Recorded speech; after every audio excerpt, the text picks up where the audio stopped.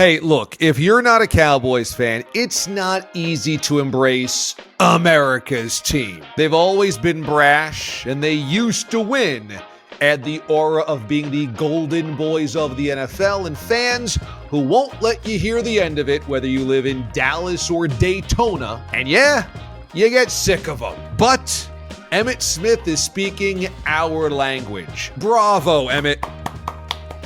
Before we go any further, little reminder, subscribe to this channel by clicking on this button below me. Be the first to know when I've got a new video up. I appreciate it. Be one with my channel. All right, so the Cowboys, led by Jerry Jones, love to talk a big game.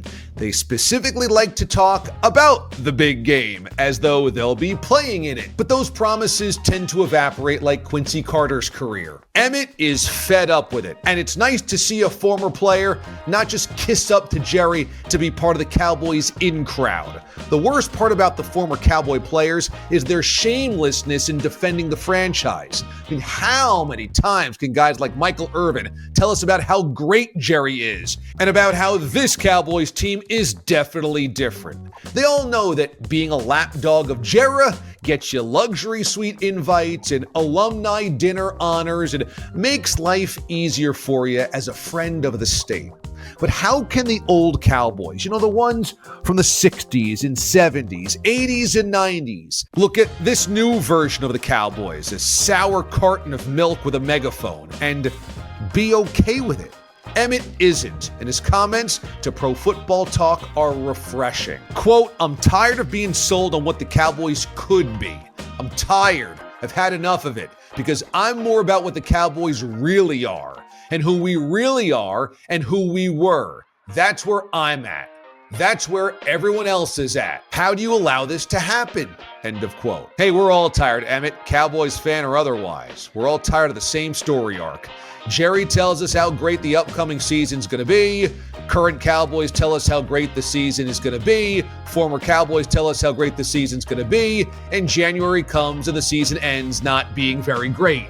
Wash, rinse, repeat for 30 years. When Dallas won its third championship in 4 years back in 1995, the idea that they wouldn't win another one for 3 decades was laughable. The concept of them not even making a Super Bowl for 30 years, comical. At that point, the possibility they wouldn't even stumble their way into an NFC championship game before the Lions did, that, my friends, was inconceivable. Yet, here we are. Emmitt goes on to say, quote, "Nobody wants to fight no more. No one wants to fight hard anymore.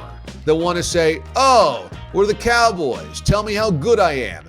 Check out my Instagram posts. See me on my podcast. I'm doing all this stuff. I'm everything," without actually doing anything. End of quote. Google's Micah Parsons.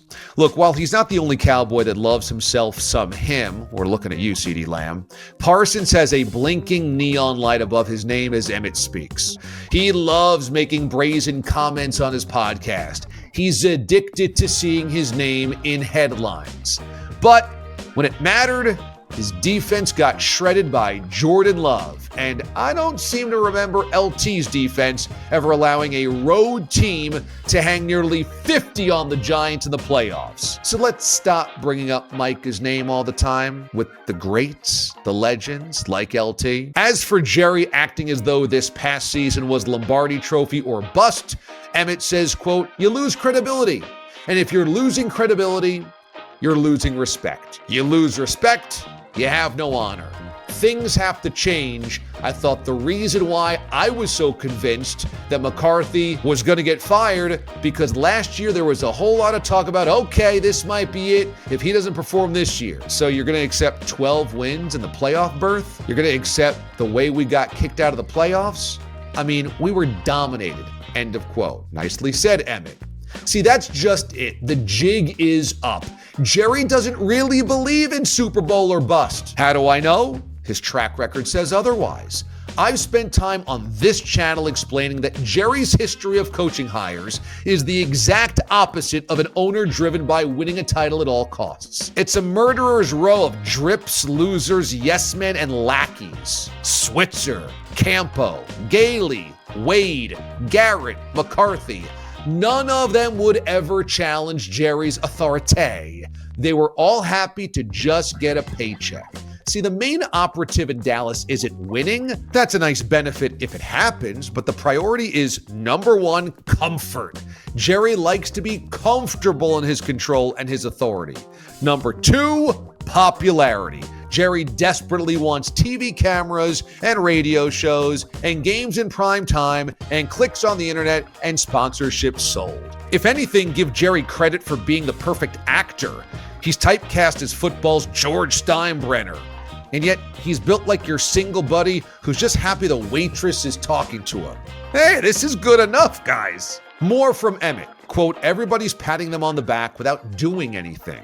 People want to give them so much without doing nothing. And what they're living off is what happened in the past, not what's going down right now.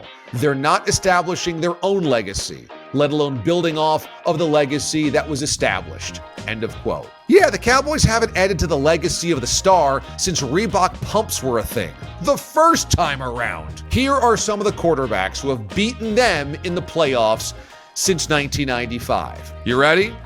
Kerry Collins, Jake Plummer, Jeff George, Jake Delhomme, Matt Hasselbeck, Jared Goff, Jimmy Garoppolo. If you're counting at home in your Danny White jersey, that's 0-5 in the Super Bowl for those starting quarterbacks.